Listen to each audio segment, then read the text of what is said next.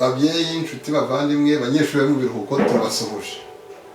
Iyi ni DOS TV, twiyemeje gushyira itafari ku burezi bw'abana bacu.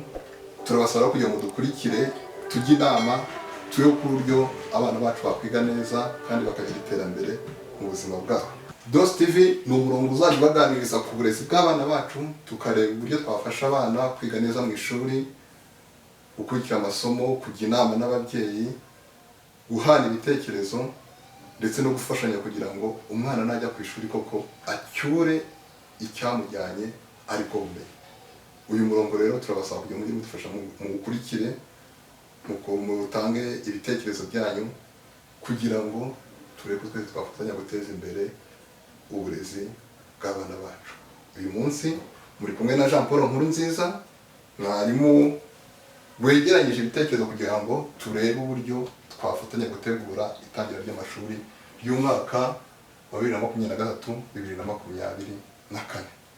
Babyeyi, uyu munsi twicaye tubategurira ingingo 10 zagufasha kwitegura neza itangira ry'amashuri. Nkuko mubibona, amashuri azatangira ku itariki 25 z'ukwa 9. Hasigaye ibyumweru 2 byonyine kugira ngo tubashe kuba twiteguye. Bityo rero ndagira ngo turebere hamwe, ese usibye kuba ngo waguze ibikapu, waguze amakaye, ni iki twakora kugira ngo umwana uzajya ku ishuri azaba afite impamvu ihagije yamufasha gukurikirana amasomo ye neza, akazarangiza umwaka atsinze nta kibazo afite. Twifashishije imbuga nyinshi za internet, twifashishije ibitabo, twarebye abahanga mu by'uburezi, twegeranyije ingingo 10 tugira ngo turebe wa mwana ugiye ku ishuri, ugiye kumara umwaka mu ishuri, wimutse umwaka cyangwa utangiye ishuri, ni iki wamukorera muri iki gihe gisigaye muri ibi byumweru 2 kugira ngo azabe yiteguye neza itangira ry'amashuri kandi abashe gukurikira bitamutunguye. Ingingo ya mbere hano twavuze ngo kumenya uko umwana ahagaze mu myigire. Mubyeyi, umwana wawe yazanye ibirete y'umwaka ushize, ushobora kuba yarebyeho ukareba umwanya yagize, ukareba amanota, ariko noneho gerageza kongera urebe ku ndangamanota y'umwana witonze, urebe aho atsinda neza ndetse n'aho akenewe kongerwa imbaraga. Ibi byumweru 2 rero byagufasha kugenda ureba yuko ushobora kugira icyo usubiramo amasomo atatsinze neza kugira ngo ajye mu wundi mwaka nta kibazo afite. Ibyo ngibyo bizagufasha cyane kubera ko uburezi ni nk'inzu, fondasiyo imeze nabi ntabwo inkuta zamera neza. Urasabwa rero kureba umwana umwaka arangije yawurangije ahagaze ate, yawurangije akora iki, ese nahe masomo namufashamo, ese niyo afite imbaraga, ese niyo akeneye kongera imbaraga, ese niyo akeneye ubufasha bwihariye. Ingingo ya 2, gusura ikigo umwana azigaho. Ibi birareba cyane abana bashyashya bagiye guhindura ibigo. Niba umwana wawe agiye guhindura ikigo, mwajyana ukamujyana n'amaguru, cyangwa niba azagenda na bisi ukamugeza aho azafatira bisi, mugatega muri kumwe mukagera ku ishuri, bigakorwa nk'icyumweru mbere y'uko batangira, byabafasha cyane. Bityo bizagufasha kugenda ugira mu mutwe wawe igihe umwana azabyukira, igihe azagera kuri bisi cyangwa se igihe azazamukira ajya ku ishuri, bigufashe ko umwana atazakererwa kandi n'umwana nawe akazajya ku ishuri adatunguwe, ntabone ibintu byose bimutunguye, ahubwo kuko azaba yarasuye ishuri bizatuma ajya yumva ari ARS, nta kibazo na kimwe afite, yumva rwose atekanye kuko atatunguwe. Ingingo ya 3 hano, ganiriza umwana wawe uko byari bimeze utangira ishuri cyangwa yimukira mu wundi mwaka. Niba umwana agiye kwimukira mu wundi mwaka, gerageza kumwegera umuganirize.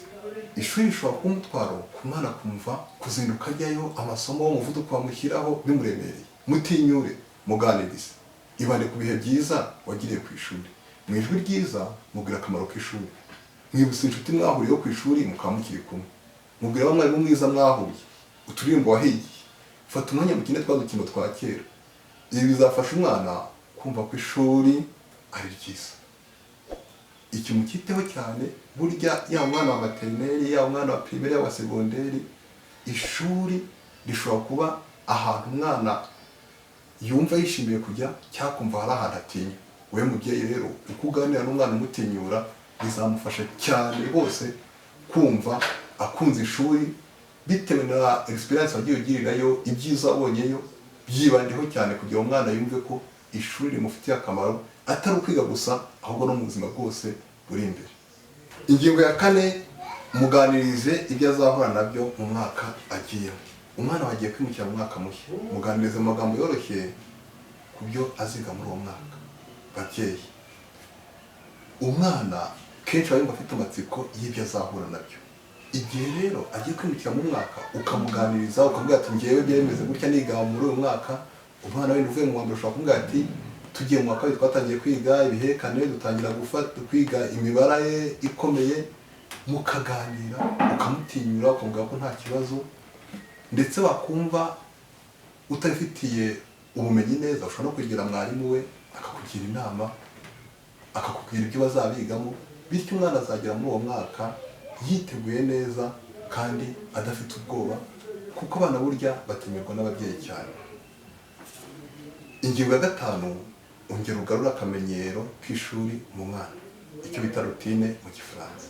Iki gihe cyose umwana amaze mu biruhuko, wibuke ko ibyo yari amenyereye bijyanye n'ishuri byahindutse. Nahawe rero kongera kugarura ka kamenyero yari asangamo. Gerageza kwandika ibice by'umunsi w'umwana wawe mu gihe cyo kwiga, kandi ubikurikize cyane gahunda ya mu gitondo n'iya nimugoroba. Ubu muri ibi byumweru 2 wagerageza ukongera ugashyiramo gahunda ku buryo umwana mutwe wongera akazaho nk'aho igihe cy'ishuri cyageze.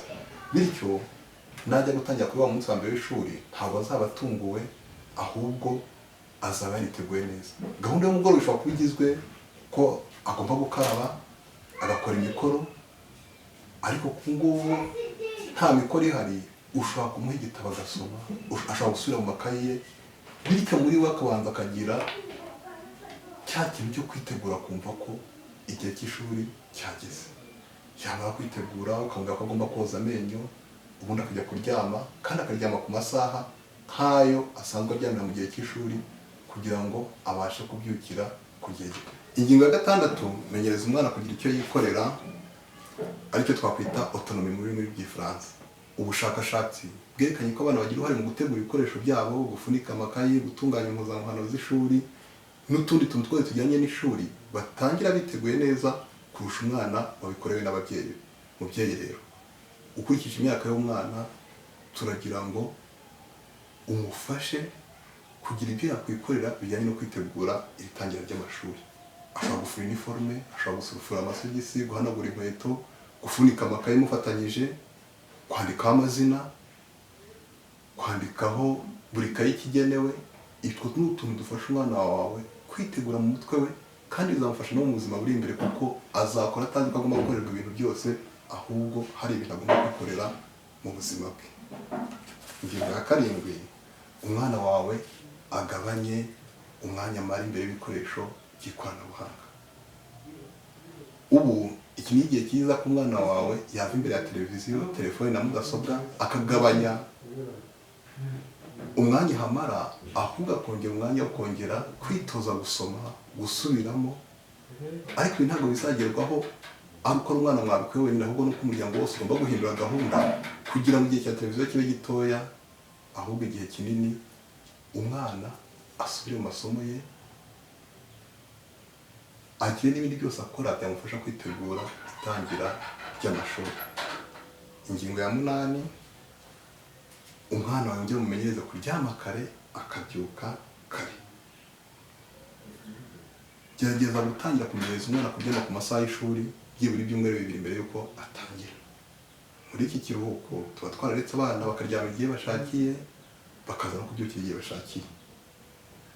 Ariko igihe kirageze noneho ngo yongere agire mu mutwe we kumva ko agomba kuba ari kuri gahunda, kugira ngo najya gutangira ishuri ntazatungurwe. Cya cyumweru cya mbere usanga abana bahora bananiwe, batabasha kubyuka, babyuka bigoranye, usanga ari ikintu kizagira ingaruka mu myigire yabo. Ubu rero igihe kirageze ngo nawe utangire ufashe umwana we kwitegura kugira ngo azajye kugera ku munsi wa mbere w'ishuri yamaze kwitegura mu mutwe we ko agomba kuryama ku masaha ya kare akabyuka kare. Ikindi, menyereza umwana wawe kugira ikintu yajya abanza agasoma mbere y'uko aryama. Rwose babyeyi iki ndacyitaho, nimwongere mugarure ibitabo mu ngo zanyu, utunyamakuru tw'abana, utuntu twose kugira abana bacu bitoze gusoma, kandi ibyo ngibyo bizabagirira akamaro atari mu ishuri gusa ahubwo no mu buzima buri imbere. Ingingo ya 9 ni ingingo noneho ababyeyi benshi mwumva mukumva itunguye. Hitamo neza igikapu cy'ishuri umwana azajya atwara. Wari uzi ko buriya igikapu ari ikintu gifite ikintu kinini cyane mu myigire y'umwana? Aha ababyeyi benshi ntibahatinda, nyamara igikapu umwana atwaramo ibikoresho iyo kiremereye cyane cyangwa kidatwaritse neza gishobora gutera umwana ibibazo nko kubabara ku ntugu cyangwa ku ijosi, ndetse akumva ajya no ku ishuri yinuba. Bitewe n'ikigero cy'umwana, mugurira igikapu kiri ku rugero rwe. Igikapu kigomba kuba gifite igitambaro kitaremereye kandi gikomeye, gifite imishumi minini irimo ipamba ku buryo ibiro biba biringaniye neza ku ntugu zombi. Irinde igikapu cy'umugozi umwe. Cya gikapu cy'umugozi umwe gituma umwana ahengama ndetse akababara no ku rutugu. Ubutari ujya mu iduka kugura igikapu, reba igikapu koko gikwiriye umwana wawe bitewe n'ikigero cye. Inama ya 10 twabaha, mushyireho intego z'umwaka w'amashuri. Mbere y'uko umwaka w'amashuri utangira, icarana n'umwana wawe. Uburezi ni intambwe ku yindi ukurikije uko umwana ahagaze. Mushobora gufatanya gushyiraho intego z'ibyo azagendaho, ariko mu buryo utamushyiraho igitutu kirenze. Aha ngaha ababyeyi benshi usanga bavuga ngo umwana agomba kuba uwa mbere, umwana agomba kugira amanota angana gutya, ariko menya umwana wawe urebe imyigire ye. Niba ushize agize amanota 50, ntabwo uhita umusaba amanota 80, ariko utagize 55 cyangwa 60 byaba ari byiza. Intego zitangira n'intego z'umwaka arizo gutsinda umwaka wose, ukajya ku ntego z'igihembwe, ukamanuka ku ntego z'ukwezi, ndetse mugafata n'intego z'icyumweru n'intego z'umunsi. Bityo buri munsi mukareba niba ibyo umwana mwariyemeje yabashije kubigeraho, mukabiganira mutuje, ugakurikizaho icyumweru cyarangira muri weekend, mukicarana mukareba uko umwana yakoze icyumweru, nyuma y'ukwezi, ndetse kenshi mugasorana ku mashuri kugira ngo hatazagira ikintu kiba ku mwana wawe kigutunguye. Ibi rero bizagufasha ko umwana azarangiza umwaka atsinze neza kandi nta kibazo na kimwe agize, kandi nawe nta kintu kizakigutunguye kuko uzaba waragiye ujyana n'urugendo rw'umwana wawe mu myigire ye. Murakoze cyane. Izi nizo twari twabateguriye. Nawe mubyeyi ushaka kuduha inama, ushaka kuduha comment, ushaka kugira byinshi twungura. Ntabwo tuvuga ngo ibi nibyo byonyine, kuko nawe ushaka kuduha ibindi dushobora gusangiza ababyeyi b'inshuti zacu. Mureke rero twese dufatanye muri uru rugendo rw'imyigire y'abana bacu. Mureke uburezi bw'abana bacu tubuteze imbere, kandi tuzifuza gukomezanya namwe, kubana namwe kuri DOS TV. Mukore share, mukore subscribe, mushyireho comment, mutugire inama, twese dufatanye. Murakoze.